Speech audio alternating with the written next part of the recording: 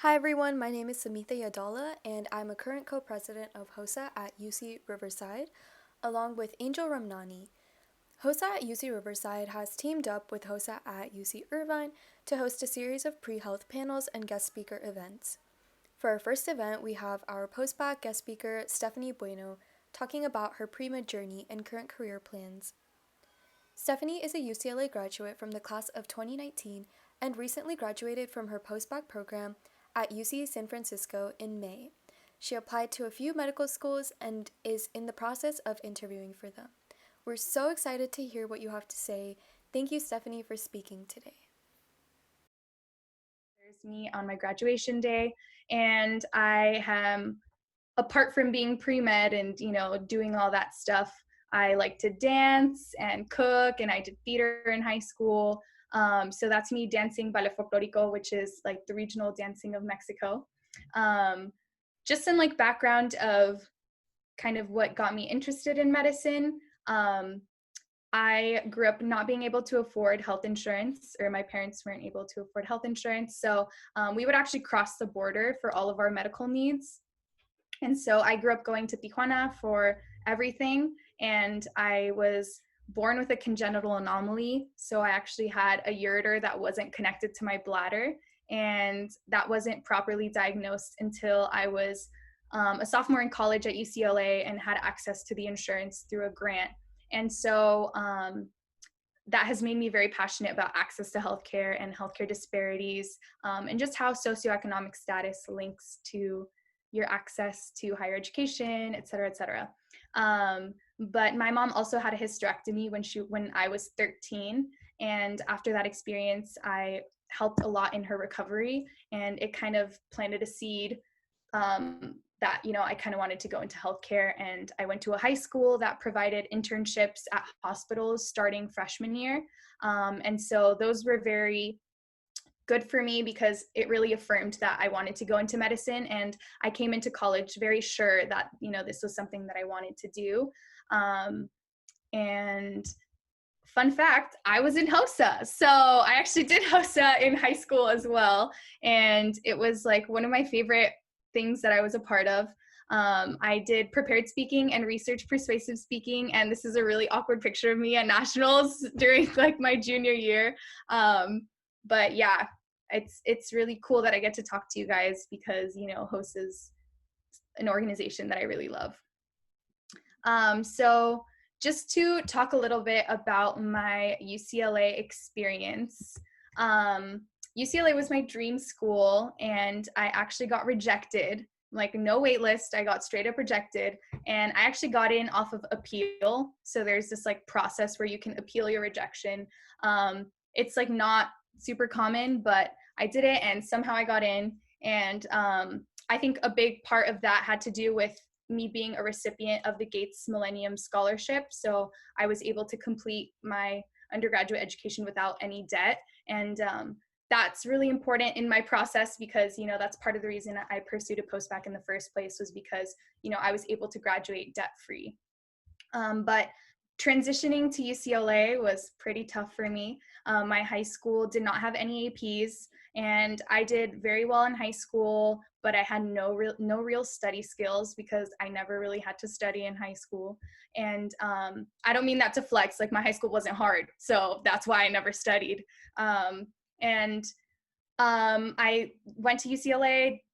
My parents hadn't gone to college. I didn't know anybody in healthcare. So, it was really hard to understand, what I should and shouldn't do as a pre-med in order to succeed in this path. So I struggled in chemistry. Chemistry was the bane of my existence. I got C's in like my first 3 chemistry courses, and I'm pretty sure I got some more C's too.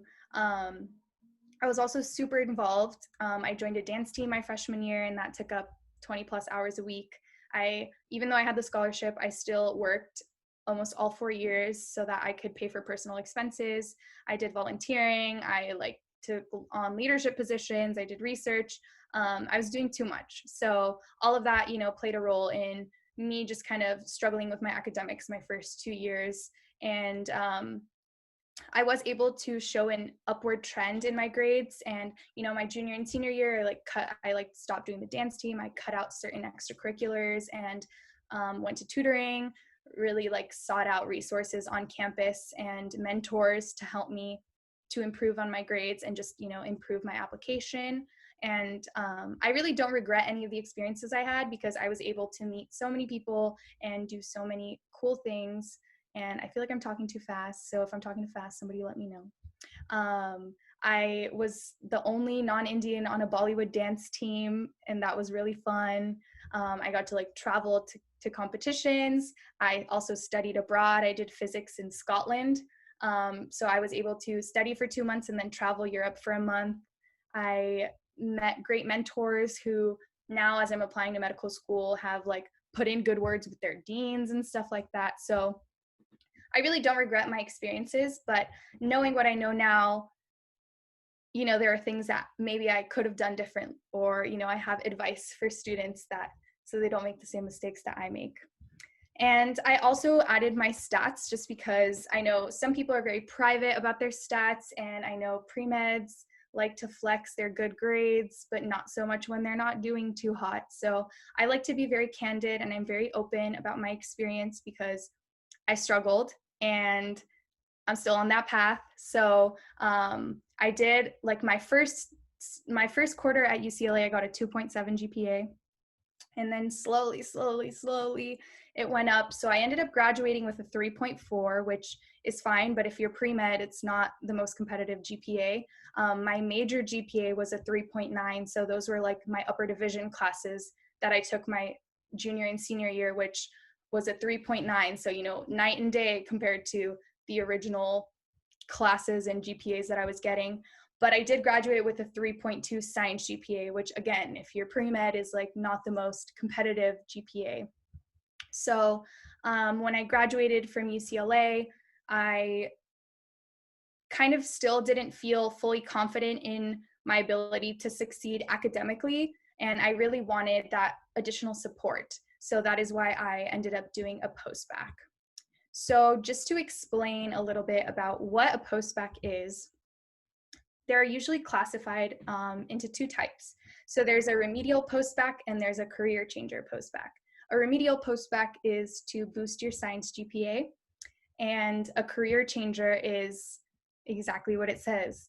When you're changing careers, so somebody, for example, I have a friend who got his master's in engineering, worked at SpaceX for 7 years, and he did a career changer post-bac, took classes for a year in order to complete his pre-med prerequisites, and now he's applying to med school. So it's for people who end up, weren't pre-med in undergrad and changed their mind. And, even if you were a science major maybe, but you didn't take all of the prereqs, you can take a career changer, etc. And for the remedial, they're usually either formal or informal. And for formal ones, they're more structured. Usually you have priority for classes, or you're in, a cohort-based group.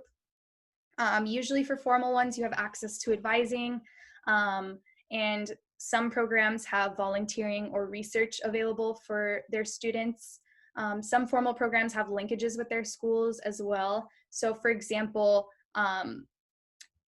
some schools will have a program, like I think Temple University has one, where if you graduate from their post-bac with a 3.6 GPA or higher and score like a 510 MCAT, then you get an automatic acceptance into their medical school. So the only drawback or not only drawback, but one of the things about formal programs is that they can be expensive. So doing a post-bac is definitely an investment. And most of the people in my post-bac, or not most, all of us, come from disadvantaged backgrounds. So almost everybody had to take out loans for their post-bac. And for a lot of people, that is an investment that's worth it, because we're going to become doctors and, you're kind of investing in your future. But that is something to consider if you're somebody who maybe is like on the brink and, you might not need a post-bac necessarily. For informal post-bacs, they're usually more flexible, and usually you just self-enroll in classes and you just take as many classes as you want or need in order to show, that you have an upward trend. Usually classes are either night or day classes. So people who do informal post-bacs can have jobs and, then take classes in the evening, or vice versa. For informal postbac, you can do that through a university or through community college. Medical schools will accept community college classes, but they do consider them to be less rigorous. So, that is something to consider if you want to, go the community college route for your prereqs rather than doing a postbac just through like university classes. Informal postbacs are also usually cheaper than the formal ones because, you get less than what you would in the formal postbac. But again, for a lot of people, informal works better because you can work and, save money and then pay for your classes that way. So it really just depends what you want out of the program. And for career changers, they're usually structured. And, like I mentioned, you take your classes, and usually the career changers also have linkages where if you graduate with a certain GPA, you get an automatic acceptance somewhere or an automatic interview. So the reason why a lot of people end up going with their postbacs is, maybe they have really strong application otherwise, but their GPA is really the only thing holding them back. Then you can do a postbac, take some classes, do well in the classes, and med schools can see that, you can succeed in an academically rigorous environment. And about just to like kind of talk a little bit more about this postbac that I did specifically, I was in the UCSF postbac, and usually they have around 10 to 15 students per year. So this year, my year, we had 15 students.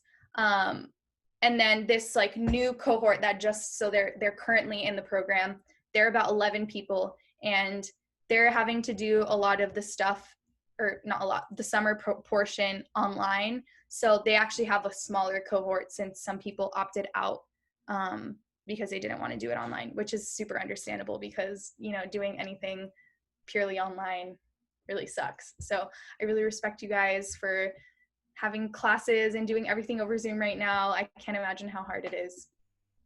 So here's some of the reasons why, I personally decided to do the UCSF postbac other than, like I had only applied to like 3 postbacs anyway. So they have one-on-one advising and application support. So we get a lot of attention in this postbac. Our advisors are amazing. They've been doing this for 20 years, and they're really invested in getting us into medical school and advocating for underrepresented minorities and disadvantaged students. So the leadership and guidance that we got from them was really invaluable. They help us through every part of the application process. They also provide MCAT prep. I'm somebody who, it's really hard for me to just sit in front of books and retain anything. I am definitely like an auditory learner, and the MCAT classes that we had were like medical students who had done really well in those sections. And we had different teachers for each section, and it was so helpful. I only had to take the MCAT once, and that's not to say, a lot of my peers did have to retake the MCAT. But I just think that if you're somebody who might need additional support in the MCAT prep is super helpful. And we did have somebody who had already taken the MCAT and did well, and she didn't have to go through the MCAT prep. And then we had people who had already taken the MCAT, not done so well, who retook it. So, everybody is at different places, but the MCAT prep is very helpful, and they provided all those books and, did all the logistics for that. For UCSF, we also have a research component to our postbac. So we were able to work with the SFVA, or depending on what your project was, different locations in San Francisco. And that was also a really great experience because we got to work with faculty at different health facilities. We got to shadow, and then we got to present our research symposium to faculty and to our mentors. So that was really nice and a really great opportunity to add that to your college, to your medical school application.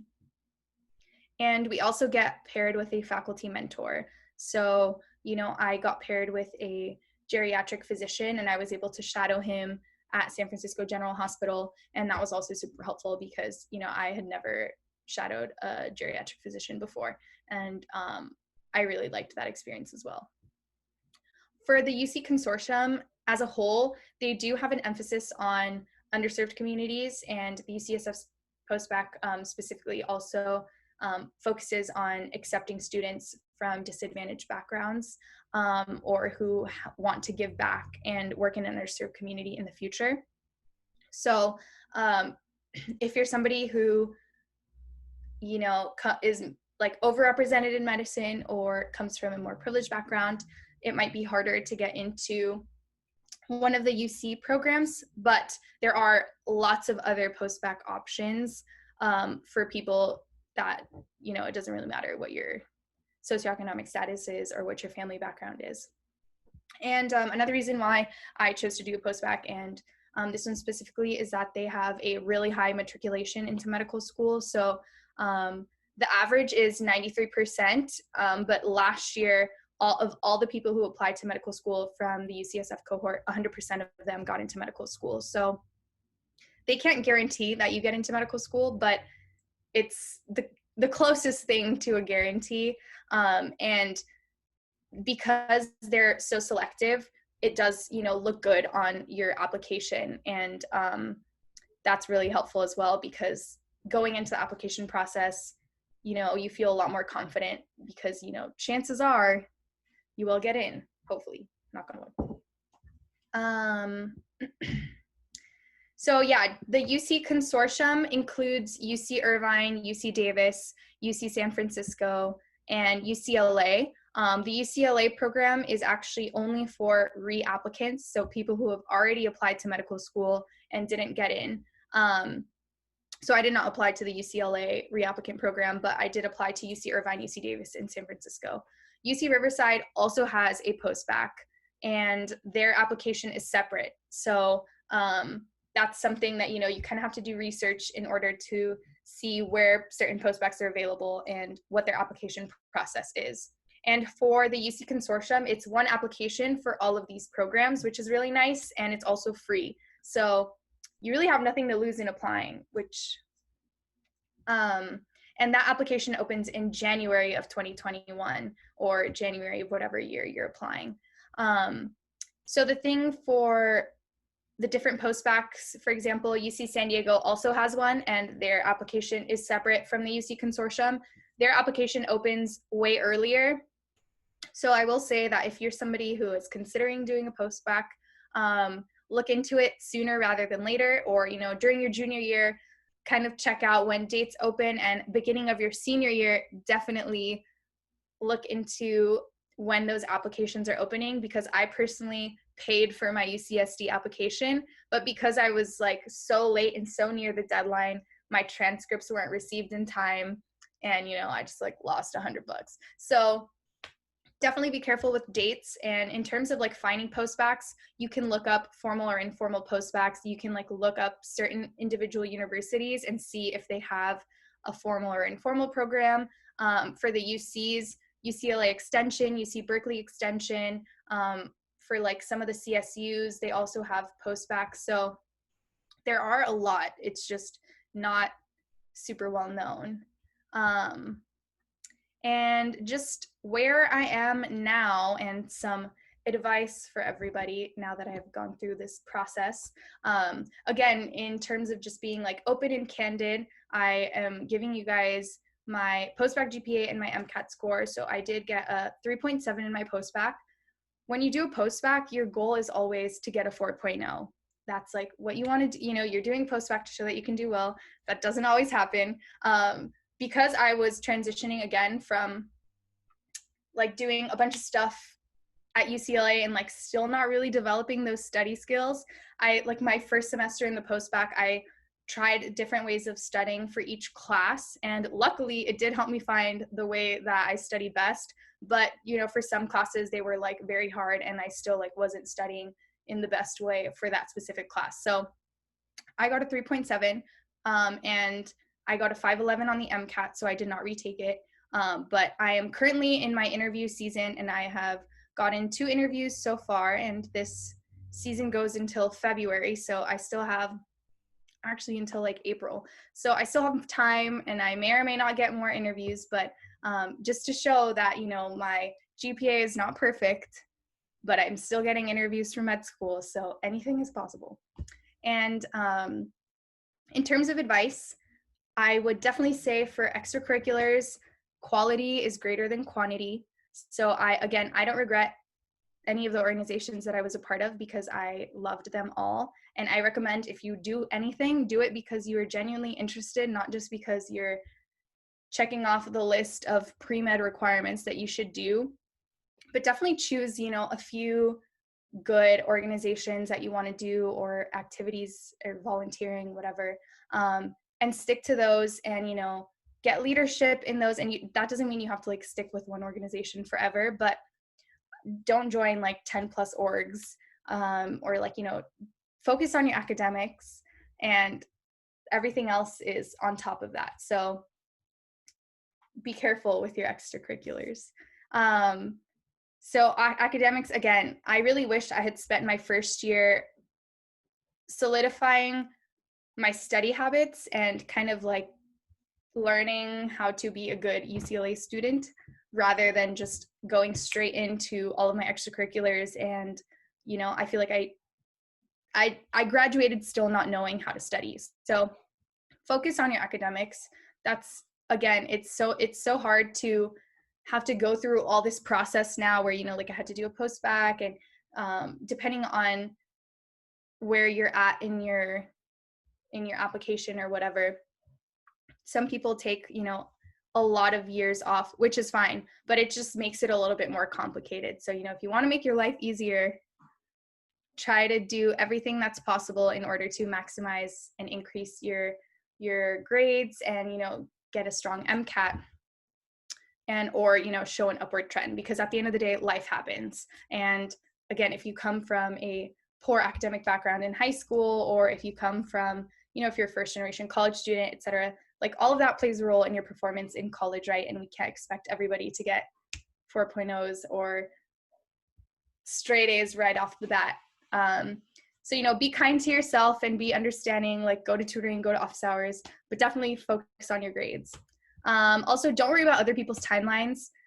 Pre-meds, the pre-med community, I don't know how it is at UC Irvine and UC Riverside, but at UCLA, there's people who are very like cutthroat or very vocal about how like, oh, this is an easy class. And, I was the one that was like struggling in that easy class that these people were like, oh, that's like an easy A. And I was like, oh, not for me. So, don't worry too much about what other people are doing. Chances are there's a lot of people who are struggling or who are feeling insecure or who, might feel like this isn't the path for them, but they're not vocalizing that. So I would just say, don't worry about other people's timelines. Don't worry about what other people are doing. Don't compare yourself to others. You guys are individuals and you guys each have something unique to bring. And just really like hone in on that and be confident. Like if becoming a physician or going into healthcare is really your dream, you'll make it happen. And I think people get really caught up in like, oh, well, I got rejected from this, or, like this happened, or I'm like gonna fail. Failure is part of the process. And the reality is also more than half of applicants get rejected. And I don't mean this to scare people, but I just mean to say that, people are going to fail and it's not going to be a perfect path. But if it's really what you want, you'll get there. You might have to take some additional steps, but you will get there. And, only you can decide when to quit. So, stay positive. I feel like pre-meds can be kind of toxic sometimes. So find those people that are your support system, form study groups, reach out to people, find mentors. I'm someone who's always willing to answer questions, and I'm really bad at replying, but I always try to get back to people eventually. So I'm definitely somebody that if any of you guys ever like have questions or want to reach out to somebody, feel free to. I will like drop my email in the chat later or something. But I don't want to like keep rambling forever, and I want to leave time for questions. So if you guys have any questions, feel free to ask, and I'll be honest. Okay, so I compiled a few of the questions that people have asked on a Google Doc, and I'm going to screen share. One second.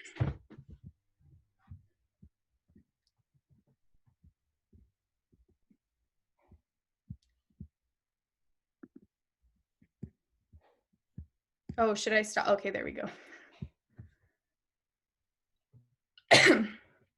Oh, wow, that's more than a few. Okay, let's see. What is some advice you would give to your younger self? Well, I just gave you guys some of my advice. So definitely focus on your academics. 2, you are smart enough. Even if you don't feel like you are, and you really just have to push through. Perseverance is key. And be like kind. There's just be nice, and people will be nice to you. That's my advice.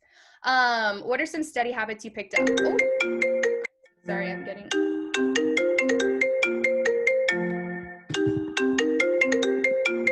trying to stop. Sorry about that. So I have learned now that I am an auditory learner. So what that means is if I'm not paying attention or engaged in class, I'm not going to learn, or I don't learn as well. I can like read slides and I will not retain anything. So what really helped me was re-listening to lectures. So, if I couldn't pay attention in class or whatever, if I like actively listened to the lecture, it was really helpful. Repetition is also something that's super helpful for me. You have to do repetition, and I like to say things out loud. So for me, I would try to like answer a question in my head, but I don't retain it as much as if I'm like answering the question out loud. So even if you're just like talking to yourself in your room, I find that it's really helpful to say things out loud. And lastly, it's really good to test yourself. Definitely when you like test yourself, even if you feel like you're not confident on the material, like even if you get things wrong when you're like testing yourself, that actually really helps you to retain the information more. It's like what we learned in our post-bac that like when you get something wrong and then you learn the right answer, you actually retain that answer, the correct one, longer than if you just, don't test yourself. Okay, here it says, what are some post-bac programs you would recommend for people who are in underserved communities? What about overserved/privileged communities? Yeah, so that's a great question. The UC Consortium is an example of one that for people who want to work in underserved communities or who are from an underserved community. And for overserved/privileged communities, some of the CSU programs, they're pretty like open to anybody who just wants to do a post-bac. So the CSUs, I know like San Francisco State has one. I believe CSU East Bay has one, but you can look into those.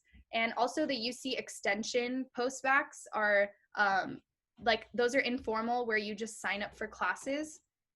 So those are really for everybody. I don't even think they will ask for your demographics. So that's one that works. What made you choose medical school over another career in healthcare? That's a great question. So I think this is definitely something that people should think about. Like, I think a lot of times we get in this like mindset where like, oh, being a doctor is the only thing, like that's like what I want to do. But the reality is that like being a doctor is great, but it also sucks. And if you guys like, may or may not know, but our healthcare system, there's like a lot of flaws. A lot of physicians complain that they don't get that much time with their patients and they spend hours coding and, like dealing with insurance. So I think people have a very idealistic view of being a physician. But on the flip side, it is a very important job, and we need physicians who are compassionate and who are good leaders. And for me personally, I think it's really important to have physicians that reflect the diversity of the communities that we're serving. So, as someone who is Latina and who is Spanish speaking, it's really important for me to become a physician and, a Spanish speaking physician that can serve Latino communities. So that's one of the reasons why I personally chose medical school over another job in healthcare. What are some tips on how you would get a letter of recommendation from your professors? This is a really good question, and this is something that, no matter what year in college you are, you should be thinking about.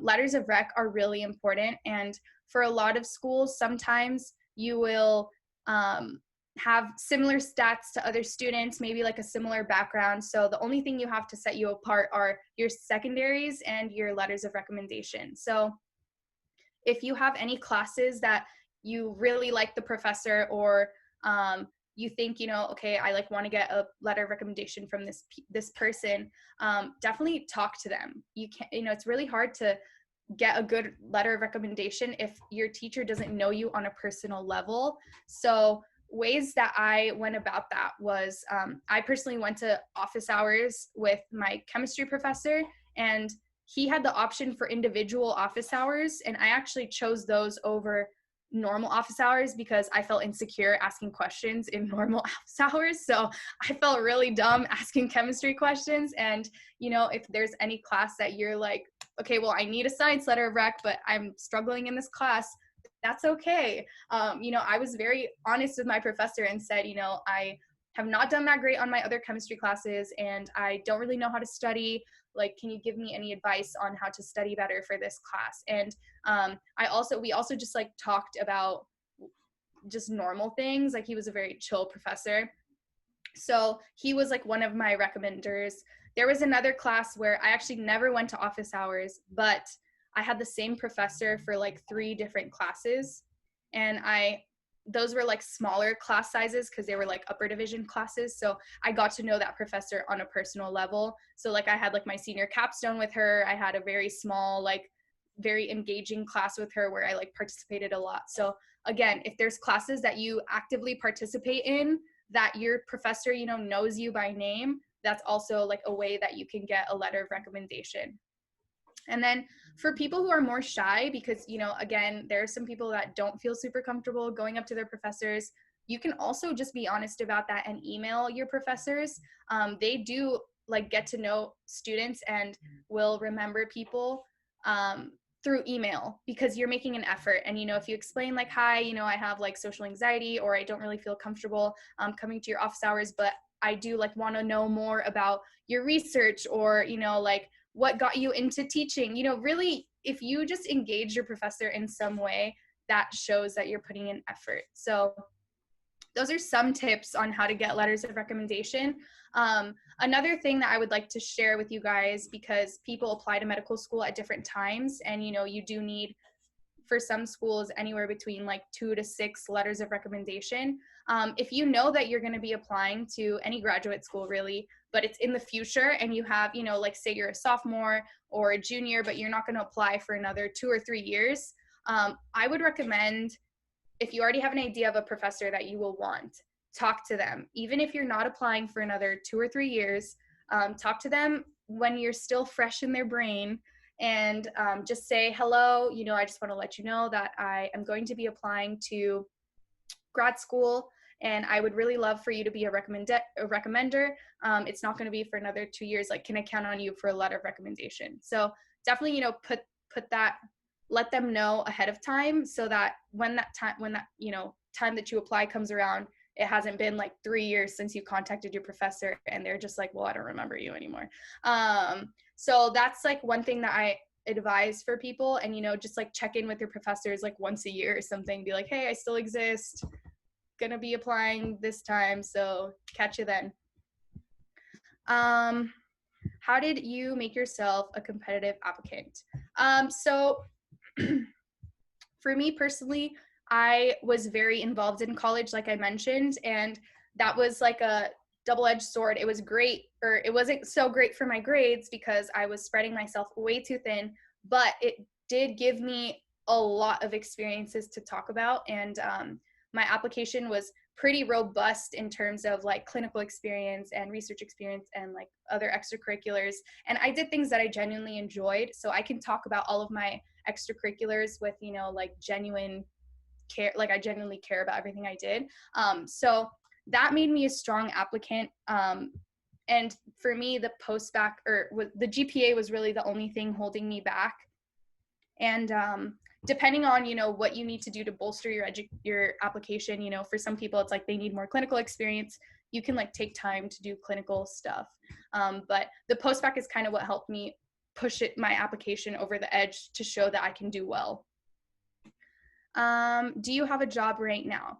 Yeah, so because of COVID, it kind of, messed with my plans. Yeah, I'm going to try to get through these quick so that y'all can leave. Um, I don't have like a full-time job. I actually started making and selling face masks with my mom because of, the whole pandemic. It kind of just like happened where like we're like, okay, we're making these face masks. Like, does anybody want any? And it ended up like really blowing up. So I'm like still making face masks now. And I also work as a caregiver for an older patient. And I'm actually going to be doing a Fulbright fellowship in Taiwan starting in January. So I'm going to be teaching English in Taiwan for 6 months. And that's going to be kind of completing my gap year before medical school. Is there a specialization you're interested in? I'm interested in primary care. So peds, family medicine, we'll see, that might change, but so far, primary care. What was your favorite class in science? I actually really like bio. One of my favorite classes actually in college was how stress affects biology. And it really showed how like environmental issues, even just like socioeconomic status, play into an increased stress response, and just how that ultimately leads you to having disease more than somebody who is not stressed. So that was really, really cool because it really like talked about socioeconomic issues as well as how it affects biology. What skills would you say are important for pre-meds to have? There are a lot. I think, if you're going to be a doctor, you should be able to talk to people.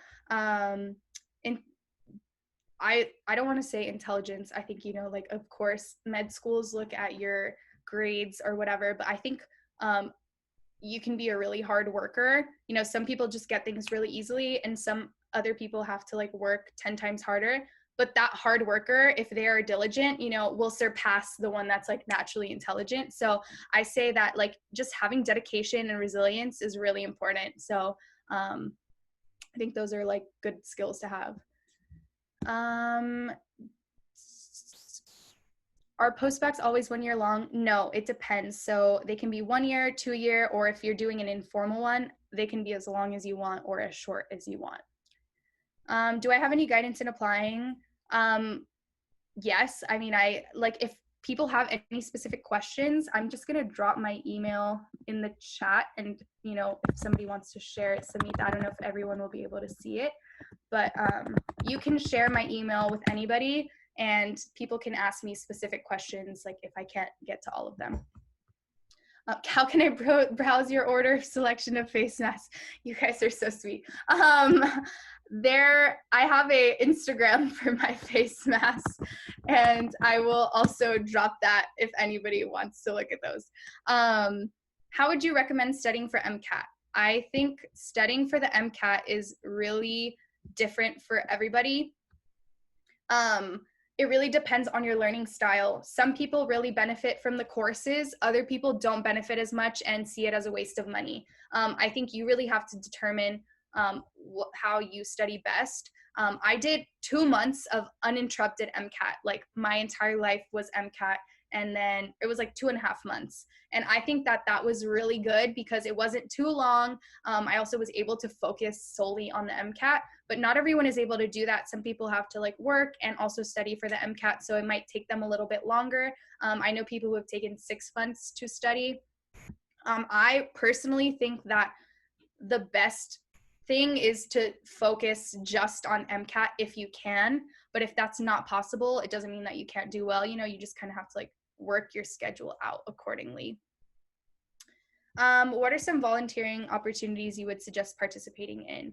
I think this really just depends on what your personal interests are. So for me, I was a Spanish interpreter at a family clinic, which primarily worked with low-income demographic. And so because my passion is like working in underserved communities, I did find extracurriculars and volunteer opportunities that aligned with that. And I think that if you're somebody who is going to talk about, being super passionate about something in your application for medical school, you should have the experience to back that up.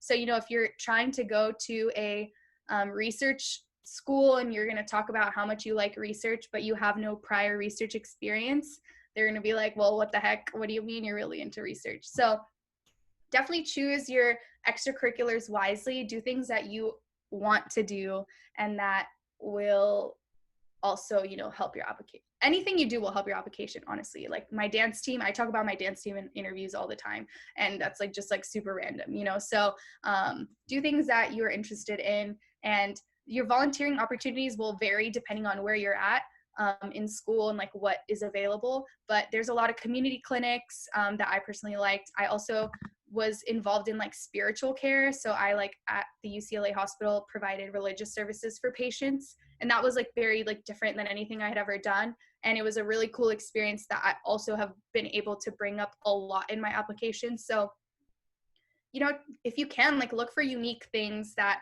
are like personal to you that you can apply into the healthcare field and broadly.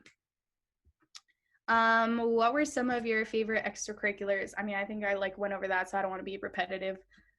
How many research projects did you participate in? How many do you think would be the best in order to balance out research and internships with academics? I mean, definitely I wouldn't recommend doing more than one research project at a time. That just seems like a lot.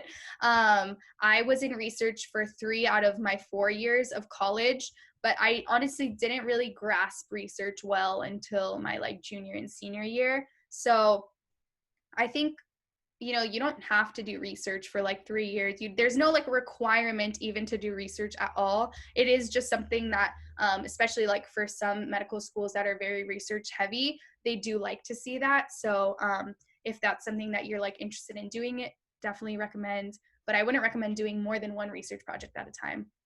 The only time I was doing multiple was when I had like a senior capstone on top of like my research that I was doing. So do you have a preference in being an MD versus DO? It's a really good question. It's like very hot topic right now in healthcare. I don't know if you guys like heard about the FIGS ad, but I actually don't have a preference. I really like the DO philosophy because they're a lot more holistic. I think MD schools are leaning towards a more holistic curriculum, and I also like really like that. But I did only apply to MD. And the reason why is because of the specific programs that I'm looking into, and also the communities that those schools work in. So with the DO schools, not all of them, but a lot of them are in locations where I wouldn't be exposed to like the patient demographic that I would like to work with. And I also am looking at like MD MPH programs and stuff like that. So I personally only applied to MD, but I have lots of friends who are applying to both, who are in DO school right now, and they're all awesome, and it's great. On average, how much is an informal program? What about a formal? So that's a great question. It really depends on the school. So for example, I have a friend who went to a private school for their post-bac. Those are going to be way more expensive than if you go to a public or a state school. My post-bac personally, including like their student health insurance and everything, it was $18,000 total for the whole year. And they do provide scholarships, but there's no like FAFSA. It's like loans or you pay out of pocket. And again, like I was very privileged to have a full ride to UCLA. So I was able to use like the amount of college savings that my family had towards my post-bac. And that's how I paid for it. But a lot of my peers did do loans. For informal, they're much cheaper. Usually for informal, you're just paying for like the units you're taking. So however much like your class costs, that's like you're paying for the individual classes. So I actually don't know off the top of my head how much that is, but it is way cheaper. But you do kind of like have to navigate things more on your own, and it's just like a different experience.